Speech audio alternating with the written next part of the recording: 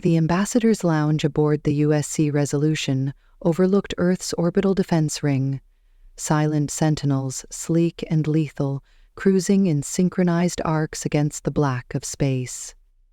Ambassador Krkth, a seasoned Arxan diplomat with obsidian-hued carapace and a voice like granite-grinding glass, clicked his mandibles in amusement. "You want to know the real reason humans scare the living void out of most galactic species," he said, swirling his nectar glass lazily. I leaned in, my antennae twitching. As the junior attaché to the Unified Species Council, I'd heard hundreds of tales about humans, some ridiculous, some absurdly true. But Krkth had served 20 full cycles as ambassador to Earth. He didn't tell stories, he told truths. It's not their resilience, their adaptability, or even those infamous hold-my-beverage moments, he continued. It's that they built their entire military doctrine backwards.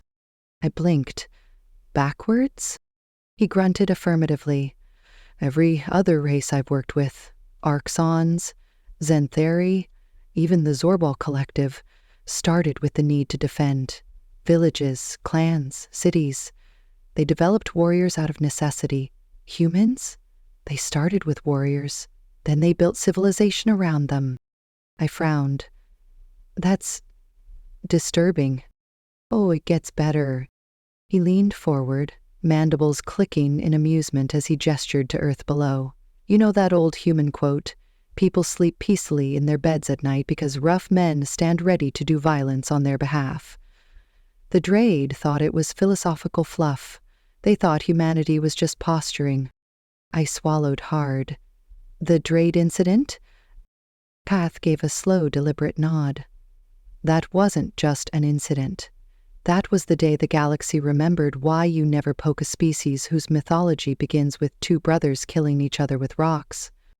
According to the files, many of which were classified above my level, the Drade, a hyper-intellectual race of xenopsychologists, blockaded Eden G7, a small human colony on the outer rim. Population 20,000. Strategic value, negligible. But it wasn't about strategy. The Drade were conducting what they called a socio-behavioral experiment. They wanted to test if humanity's warlike rhetoric was bluff, Krkth explained. No warning, no ultimatum. Just a blockade and a calm announcement. This is a controlled study. Please remain calm. The Unified Species Council sputtered with outrage. Diplomatic channels fired up. The Drade stood firm. After all, the humans wouldn't start a war over a few colonists, would they? They gave humanity 6 hours, Krkth said, voice low. 6. On the 7th hour, Earth skies darkened, not from nightfall, but from mobilization. Every available ship in a 50-light-year radius, civilian, military, even decommissioned museum vessels, was armed and inbound. Spaceports turned into factories. Orbital defense grids were stripped and weaponized. They beat plowshares into swords, he murmured. Literally. Farming drones were repurposed into missile platforms. The Drade, ever curious, waited. Surely this was just an elaborate bluff. After all, no rational species would risk interstellar war for a minor colony. But humans, Krkth said, now standing, gazing out at Earth. They don't calculate cost like the rest of us. They made a promise to their people, a silent oath. If you build a home under our flag, we will come for you, no matter how far, no matter the cost. The human fleet that arrived wasn't just large, it was overwhelming. 300 ships surrounded 15 Drade vessels. When the Drade commander questioned the need for such force, the human admiral replied with a quote from their military doctrine. The faster you kill people and break things, the fewer people and things you need to kill and break. The battle lasted 52 minutes. Every Drade ship was reduced to drifting slag. The humans did not celebrate. They did not issue a victory speech. Instead, they turned toward Drade space. They didn't destroy the Drade homeworld, Krkth clarified. They didn't even occupy it. They just disabled every military facility they could find in 3 sectors. Silently, systematically, they made a statement. What was the statement? I asked softly. He turned to me, eyes sharp. If you touch one of ours, we touch all of yours. Even now, decades later, the term DRAID study is used in military academies across the galaxy, not as a strategy, but as a warning. The DRAID learned that day, Kerkat said, that humans don't just have warriors. Their entire civilization is an expression of war refined. They are not a peaceful species who learn to fight. They are a warrior species who learned how to build. The silence hung in the air, filled only by the quiet pulse of Earth's defense grid. When you take over my post, Kyrasath said, voice now soft, remember this. Humans do not use power to dominate. They use it to protect. But if you mistake that for weakness, if you force them to pick up the sword, they will not put it down until the threat is ashes and the lesson is carved into history. And as I looked down at the blue planet below, watching its guardians quietly orbit in disciplined formation, I understood. The galaxy didn't fear humanity because of their weapons. They feared the reason they built them. The coronal mass ejection wasn't just large, it was record-breaking. Earth's magnetosphere had seen its share of cosmic tantrums over the millennia, but this one dwarfed them all. As the data streamed in, Earth's solar observation platforms flared with alerts, satellites blinked red, and sirens wailed aboard every station within the solar system. Ambassador Tilor watched the chaos from the observation deck of the USC Resolution, expecting panic. Instead, he witnessed an elegant transformation. Human ships, both military and civilian, began shifting into formation with practiced precision. There was no shouting, no confusion, just movement, coordinated, controlled. Beside him stood Admiral Chen, her hands clasped behind her back, eyes locked on the tactical display. Category 1 stellar event, she said calmly, as though announcing a weather report. Projected impact, 47 minutes. Teller's antennae quivered. But surely, you need more time to prepare. This magnitude, its extinction level. Chen didn't flinch. We've trained for this. The ambassador struggled to grasp it. This isn't war. You're facing the fury of a star. This isn't even an enemy. That's where you're wrong, Chen said quietly, her voice edged with steel. Anything that threatens our people is our enemy. Within minutes, Earth's vast fleet of civilian spacecraft were converted into shield platforms. Powered-down hardpoints and dormant military-grade shielding systems lit up. What once carried tourists and cargo now linked into a globe-spanning defense grid. They called it the Net of Thorns. Over 100 ships created a distributed electromagnetic mesh, designed to absorb and disperse the CME's energy before it could crash into Earth's fragile shell of protection. Chen watched her display with clinical focus, issuing terse orders with a calmness that belied the enormity of the event. They've been trained to stand ready for any threat, she said, more to herself than anyone else. War, famine, fire, storm. We stand. Always. The first wave of solar plasma hit, lighting the Net of Thorns like a halo of fire. The lead vessels shimmered, their shielding overcharged in seconds. Some failed, some died, but others held the line. And then the second wave came. The cascade of energy was catastrophic but contained. Distributed across hundreds of reinforced hulls and reinforced field nodes, the lethal pulse fractured into harmless fragments. One by one, vessels darkened as their reactors burned out in noble sacrifice. Yet still, the system held. On the monitors, Ambassador Tilor watched in stunned silence as the final surge passed and Earth's atmosphere remained untouched. Cities still lit, people still alive. They stood, he whispered. They actually stood between a star and their home. Chen gave a nod. Because they were ready. because we always are. The room remained silent in the aftermath. The Resolution's bridge crew quietly resumed normal operations. Emergency lights dimmed, alerts faded. A few of the younger officers let out breathless sighs, but most simply moved on to the next task. There was no celebration, only a return to duty. As rescue vessels deployed to recover the 47 ships lost in the defense, Taylor turned back to Chen. "Well, didn't you evacuate?" She looked him in the eye. "Because evacuation is an option when you're trying to save yourself. Standing your ground, that's when you're trying to save everyone else." And Taylor, in that moment, finally understood what Ambassador Crix meant. These weren't just warriors trained for war, they were guardians, forged to protect. Not just from enemies, but from the cold, uncaring wrath of the universe itself. That day, humanity didn't defeat a fleet. They didn't conquer a nation. They stared into the sun and said, "Not today."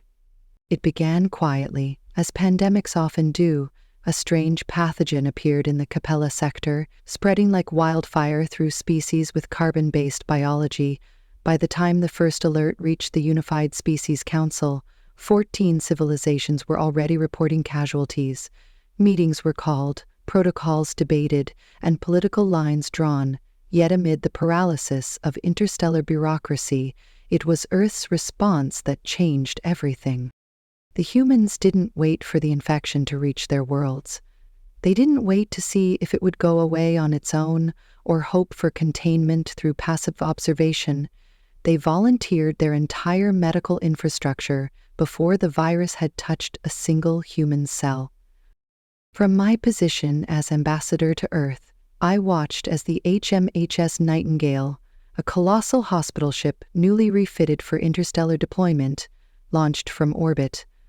Alongside it, dozens of smaller medical vessels streaked toward afflicted worlds like arrows from a determined bow.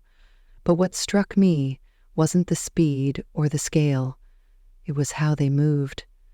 With the precision of a military strike team, these weren't ordinary doctors, they were warriors of healing. At the heart of this mobilization stood Dr. Sarah Martinez, Earth's chief xenopathologist. Stern-eyed, calm, and wrapped in a white coat that somehow radiated the same authority as a general's uniform, she met me in the Nightingale's briefing bay. "This isn't diplomacy," I told her as I reviewed the deployment plans. "It's a war front." She didn't flinch. "Correct. And the virus is the enemy." I had studied human culture. I'd read about their warrior ethos and seen it applied in battle. But nothing could have prepared me for how they carried that same mindset into the realm of medicine. Earth's medical personnel deployed in squads, carrying battle kits designed for rapid planetary operations. Quarantine zones were treated like siege lines. Infected zones were classified as hot zones. They even had combat medics embedded with local forces to help enforce containment when panic broke out. And when I asked Martinez why they were risking their own people to help species who barely understood human motives, she replied with clinical calm, "Because standing ready isn't just about weapons. Some of us stand ready with vaccines and antibodies instead." I watched one deployment up close. The planet Levranifar had been hit hard, its cities turned into sprawling triage camps. Human med teams arrived within hours, their drop ships landing with military timing. They set up modular biocontainment domes and began treatment procedures with relentless focus. There was no delay, no uncertainty. Orders were given and followed, protocols shifted as new data came in. Failure wasn't an option. One particular team saved an entire Mayani village by improvising a gene therapy from local fungi and human RNA templates. Warrior creativity, Martinez had called it. Adapt, overcome, inoculate. But the turning point of the crisis came not from medicine alone, but from how humans applied their strategic mindset to the entire operation. Their researchers didn't just analyze the virus, they hunted it. They tracked its mutations, mapped its behavior, and preempted its next moves like battlefield commanders predicting an enemy's flanking maneuver. Within 3 months, they had not only identified its weaknesses, but also distributed a universal treatment protocol, translated into 17 major galactic languages across affected space. And through it all, they remained calm, focused, disciplined, not because they lacked fear, but because their culture had long ago taught them that courage isn't the absence of fear, but the will to act anyway. Dr. Martinez once told me, "We don't do this because we're brave, we do it because someone has to, and we'd rather be the ones standing in the fire than watching it consume everyone else." It was then I realized the full extent of the human paradox. Their strength wasn't just in their weapons or their warriors. It was in their choice to aim those weapons, metaphorically and literally, at the things most civilizations consider unassailable: plague, entropy, despair. They didn't just fight to kill, they fought to save. In my report to the Council following the pandemic, I included a line that has since been quoted across half the sector. Humanity's greatest innovation was not their science or strategy, but the application of their warrior spirit to healing. They have shown the galaxy that the strongest hand is not always the one that wields the blade, but the one that reaches out to heal with it. When the emergency summit of the Unified Species Council was called, few expected the cultural crisis of the Harmonious Collective to become a defining moment for interstellar cooperation. Fewer still expected humanity, known more for its warships and unpredictable diplomacy, to be at the heart of a cultural rescue mission. And yet, within hours of the collective's desperate plea, humanity answered in a way that stunned the entire galaxy. The Harmonious Collective, one of the most ancient and refined civilizations known, faced a silent cataclysm. Their quantum data archives, housing over 30 millennia of music, literature, visual art, and philosophical discourse, were degrading rapidly. A cascading failure in their quantum lattice began erasing cultural artifacts before they could be backed up or duplicated. Their memory, their soul, was vanishing bit by bit. While many species offered computational resources or academic collaboration, the humans responded like warriors preparing for battle. Dr. James Chen, Earth's Minister of Arts and Heritage, stood before the Council with clarity and command. "We are deploying the Cultural Preservation Corps," he declared, as if announcing a military operation. "First-wave teams are already en route." To most species present, this meant nothing. Cultural preservation was an academic endeavor, not a tactical response. But for humanity, memory was sacred, and safeguarding it was a form of warfare against time itself. The skies above the collective's homeworld soon filled with enormous human vessels, cultural recovery and emergency preservation ships, or CREPs. These ships looked like museums crossed with research labs and were supported by powerful AI, field preservation drones, and rapid deployment restoration units. They were not armed with weapons, but with knowledge, scanners, data stabilizers, and creative resolve. The human motto for these ships was "Preserve or Perish." Inside one of these ships, I walked with Dr. Chen through a corridor that looked more like the interior of a modern art museum than a military vessel. On either side, teams of historians, linguists, digital archivists, and cultural anthropologists prepped gear like special ops units. They weren't just going to observe, they were going to rescue cultural identity. "Why this level of mobilization?" I asked him. Dr. Chen didn't hesitate. "Because we know what it means to lose everything. Earth has seen the burning of libraries, the destruction of languages, the silencing of generations. We've learned that memory is fragile, so we train to defend it like any soldier would defend a city." It was hard to argue with that. Each deployed team moved with militaristic precision. Their objectives: stabilize quantum storage cores, download and replicate endangered archives, and document as much oral history as possible from collective citizens before their language frameworks collapsed. In essence, they weren't fighting an enemy army, they were fighting entropy itself. And they were winning. One operation stood out in particular. On the collective's third moon, a data node housing over 6,000 years of operatic recordings was crumbling.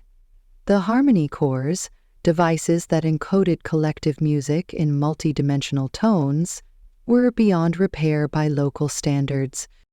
A human team, led by 2 field engineers and an ethnomusicologist, adapted a method previously used to recover damaged Earth vinyl records from magnetic bleed.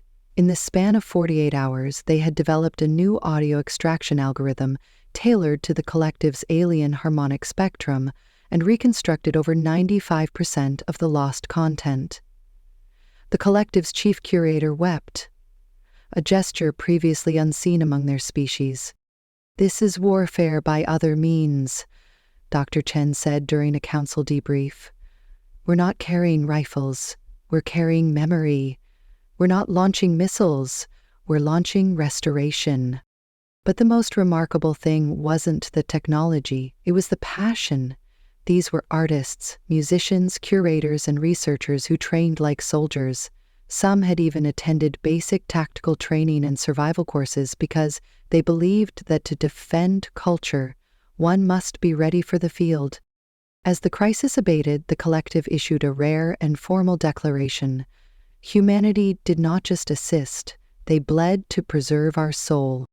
In my final report, I wrote, "The rough men and women of Earth don't only stand ready with swords or shields.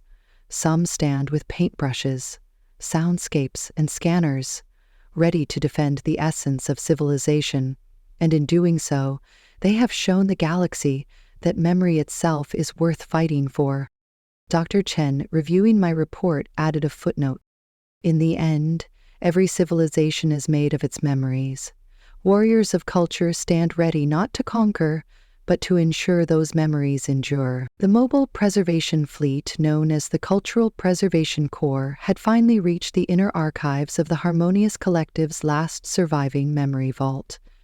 The structure floated just above the surface of a gas giant, held in place by gravitic stabilizers that hummed with ancient technology.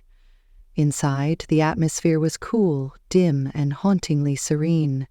Every echo of movement felt like it might stir centuries of forgotten history into motion. Dr. James Chen, Earth's Minister of Arts and Heritage, stood at the head of the lead team. His boots touched down on polished obsidian floors as glowing script flickered along the walls in alien glyphs that no longer had speakers to voice them.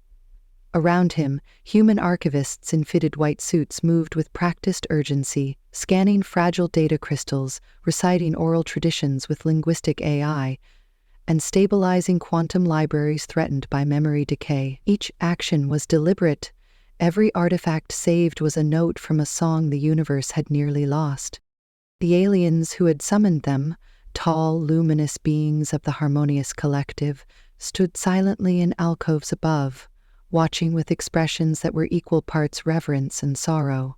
Their civilization had spent millennia cultivating beauty, but no defense systems, no military legions, no fortified data repositories could withstand the entropy that had quietly eaten away at their legacy. It took the humans, those strange warriors of memory and motion, to arrive with a different kind of strategy.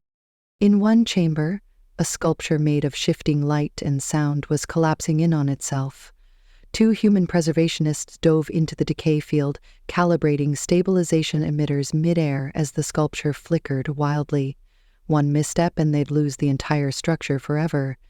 But they didn't.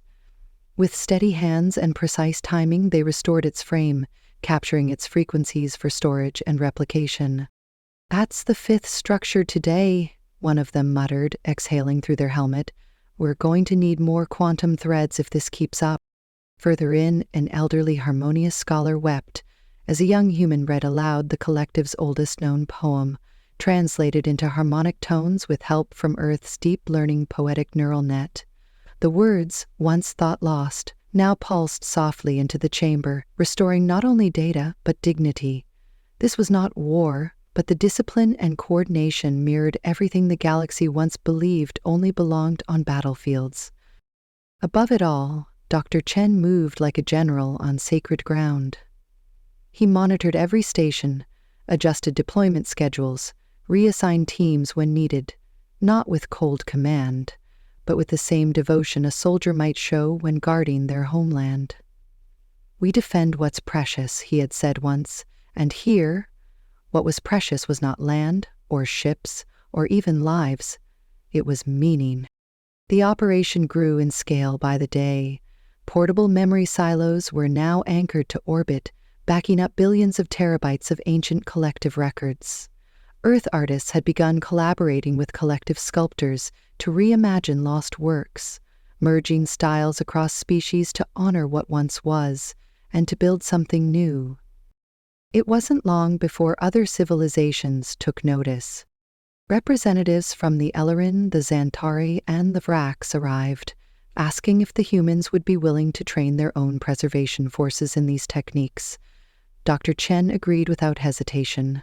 Workshops were set up, manuals were translated, and just like that, the humans weren't just preserving a culture, they were spreading their methodology, defense through beauty, memory, and collective care. One evening, as the last of the volatile archives was safely stabilized, Dr. Chen stood on the viewing deck of the Krebs Minimus, staring out at the stars beyond the gas giant. The alien sky shimmered with aurorae as the planet's rings reflected the light of distant suns. Beside him, an archivist whispered, "Do you think they'll remember us?" "They'll remember the stories," Chen replied quietly, "and that's what matters." At that moment, another piece of alien poetry was uploaded into the newly formed Galactic Archive, bearing the signature of both the collective and the humans who helped save it. A digital plaque below it read, "To those who remembered not just how to fight for life, but how to fight for its meaning." Humanity's warriors didn't always carry rifles or wear combat suits. Sometimes they wielded datapads and brushstrokes. Sometimes they stood not on battlefields, but in crumbling vaults, holding the line against silence. And always they stood ready. The great hall of the Galactic Unity Council echoed with quiet awe as Earth's Dr. Chen stood at the center of a hovering platform, addressing an audience of species from across known space. Behind her, shimmering holograms displayed the latest restoration efforts. Songs once thought lost now vibrated again through reconstructed waveforms. Entire civilizations, myths, and legends flickered to life in multilingual resonance, and ancient artworks, some merely shadowy data remnants, weeks ago, shone with renewed brilliance. Dr. Chen didn't raise her voice. She didn't need to. Her presence, like the humans she represented, was resolute and grounded in a simple truth. They had come not as conquerors, but as caretakers. The final stage of the collective's cultural preservation mission had moved beyond triage. It was no longer just about saving data. It was about helping a species rediscover itself. The humans were now deep in the synthesis phase, reintegrating restored memories back into living cultures. Inside one of the orbiting archival vessels, the HMCS Heritage, activity was constant. The interior resembled a cathedral of memory, vaulted ceilings of holographic projections, walkways lined with glowing data conduits, and preservationists dressed in reinforced white suits, navigating between sectors with silent reverence. Among them moved Captain Aisha Rana, a historian and linguist who had once commanded starships in military operations. Now she commanded knowledge. She led a squad tasked with interpreting the emotional cadence of ancient collective operas, translating the tone into reconstructed soundscapes that once again moved their creators to tears. The humans approached the effort like they had approached war, natural disasters, and pandemics before, with tireless resolve, battlefield improvisation, and near-fanical organization. When a corrupted artifact refused to stabilize in the usual stasis field, they didn't discard it. They built a new field from scratch, guided by instinct and intuition as much as science. Collective elders, beings of immense age and wisdom, wandered the ship's halls in reverent silence. Many had given up hope. Now, Watching their stories return, their past take shape again, some wept openly. When asked why the humans had done this, not just assisted but led the effort, Dr. Chen had replied simply, "Because stories are how civilizations survive when everything else is gone." Back on Earth, in the halls of humanity's cultural ministries, replicas of the preserved artifacts were already being installed in hybrid galleries, open to all species. Classes were being designed in interspecies schools, built around shared mythologies and restored histories. The warrior spirit, so often mistaken as purely destructive, had revealed its true form once more. Humanity had not arrived with weapons this time. They had arrived with scanning drones, restoration protocols, and art conservators. But their presence had been no less formidable. It had been their discipline, their precision, and above all their refusal to accept cultural death that had inspired the galaxy. One elder of the collective said it best during a private council meeting. "We had all forgotten that war can be waged against time itself, and humanity? They showed us how to win it." From that day on, a new designation was entered into the records of the Galactic Unity Codex. The Humans Cultural Preservation Corps was recognized not merely as an auxiliary branch of civilian operations, but as a formal peacekeeper force. Their battlefield was memory, their weapons were compassion, curiosity, and an unshakable will to stand guard over what others might abandon. As for the humans, they didn't celebrate. There were no grand parades or declarations of glory. They simply moved on to the next failing archive, the next fading voice, the next fading piece of who someone had once been, and made sure it was never forgotten. The galactic amphitheater was silent as the first notes of a reconstructed symphony, lost for centuries, echoed across the chamber. The music wasn't just sound. It was memory given form, culture reborn through collaboration. The piece had been saved thanks to a joint effort between human acoustic engineers and collective frequency historians. It was more than a concert. It was a declaration. At the heart of this movement stood Earth's Cultural Preservation Corps, now affectionately dubbed the Memory Guard by alien scholars. Their mission had grown.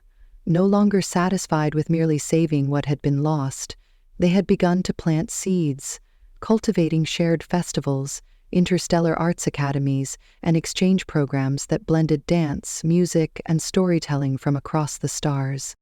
But nothing symbolized this next step more than the formation of the Galactic Academy of Culture and Memory. Nestled in geosynchronous orbit above Earth, the Academy was a technological and architectural marvel, a floating garden of art, language, and heritage.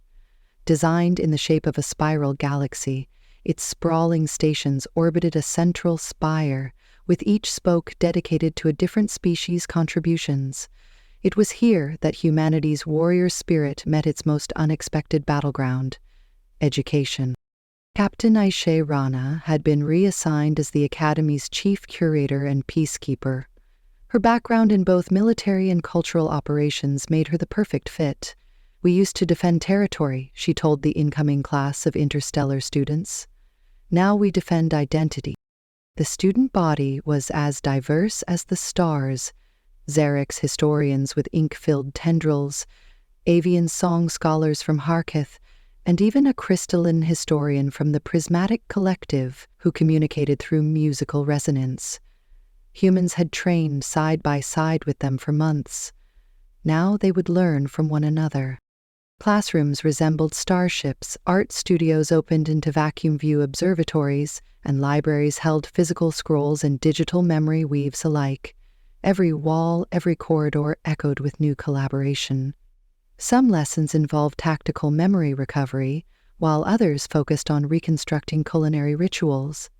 There were lectures on ancient Martian graffiti, alongside collective sand dance reenactments. It was, in essence, cultural warfare. Not to erase, but to resurrect.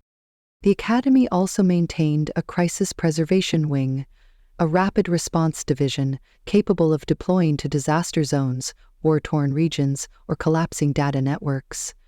These squads trained daily, like special forces, blending knowledge archiving with planetary survival tactics. Humanity taught them how to work under fire, how to stabilize endangered relics while escaping active combat zones.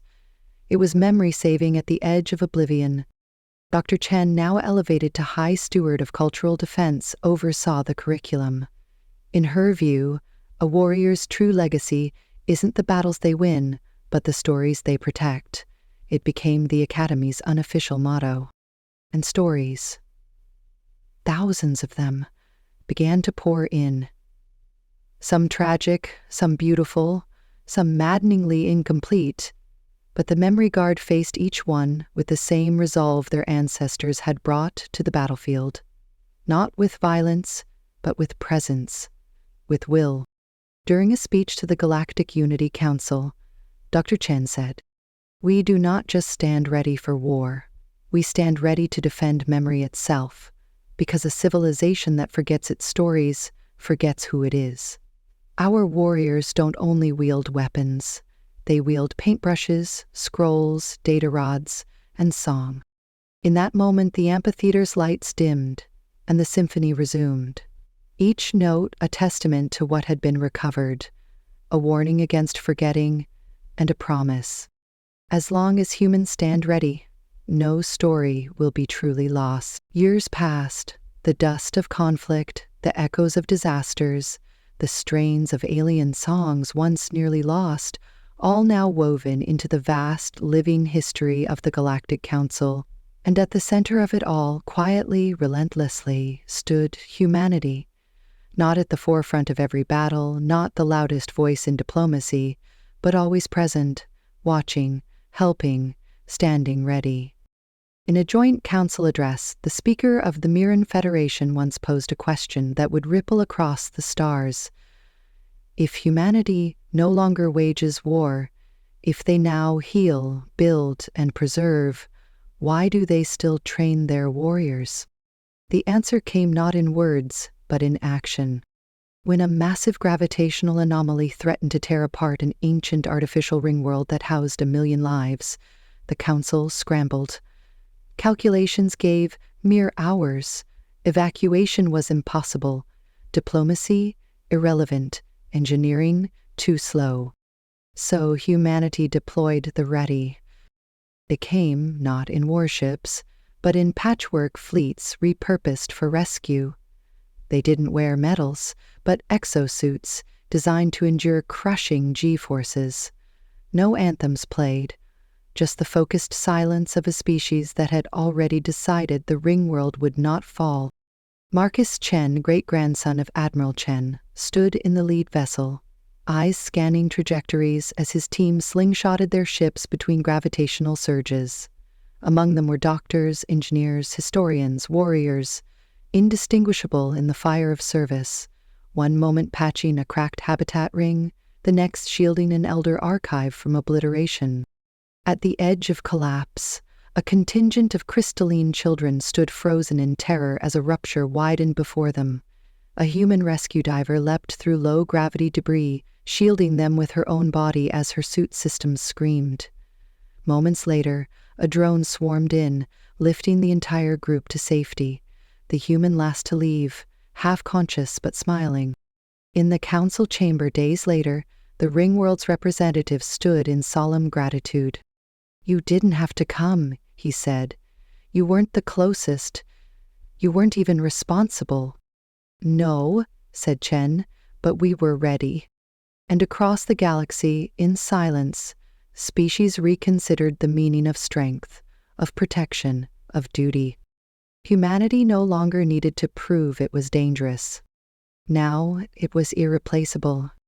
Not because it fought wars better than others, but because it knew when not to. Because it remembered its violent roots but chose a different path. Because its rough men and women, once forged for destruction, had become guardians of all things fragile: culture, life, memory, and peace itself. This paradox, this warrior's peace, was no longer just a concept. It was flesh and blood, it was motion and memory. It was humanity, and it stood ready.